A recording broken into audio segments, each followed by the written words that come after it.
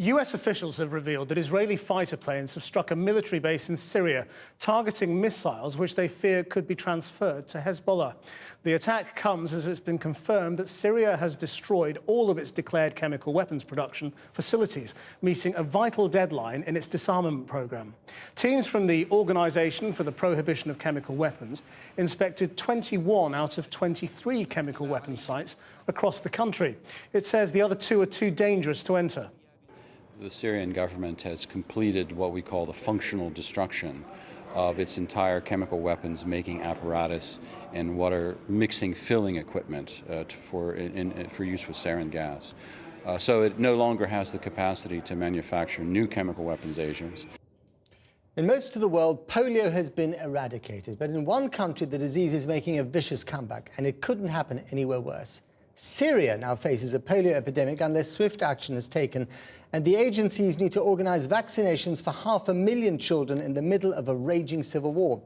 The government here has said it'll match the funds already pledged by UNICEF. In a moment, we'll show you an extraordinary film about two British Muslims who've sought to deliver their own aid to Syria. But first, this report from Jane Dodge.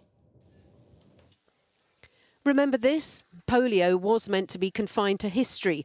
Tens of thousands of children were paralysed by it here and in the States in the 50s. It's taken longer to get rid of elsewhere. We were close to eradicating it worldwide, according to aid agencies. That's until now. These babies in Damascus are the lucky ones. They're getting the polio vaccine.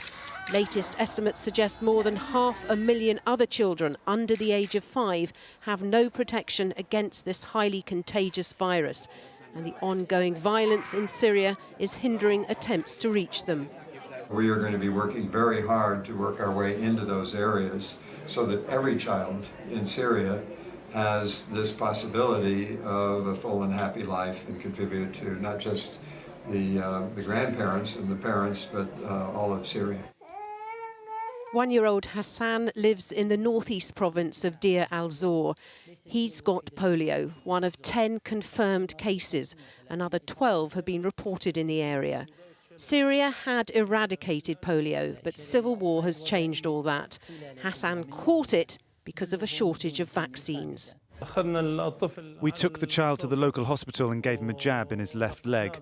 Because of that, the temperature of his left leg went up. Then after we took him to the doctor, after checking up, the doctor said it's polio, because he had one vaccine, because the other vaccines were not available. Other parents were too afraid to get their children vaccinated, according to one doctor we spoke to by phone. Unfortunately, there were rumours last year that the government sent spoiled vaccines, so some people didn't take them. The virus infection that we have is type 1. The last time we had cases of this type was 20 years ago. This means it was brought by foreigners, probably from Pakistan, Afghanistan or India. The only people coming in from countries like Pakistan are those joining the fight against President Assad. With millions of people forced out of their homes and now living in squalid and overcrowded conditions, the risks of this outbreak spreading are high. The Syrian government is working with aid agencies like UNICEF on a mass immunisation programme. But Save the Children says more drastic action is needed.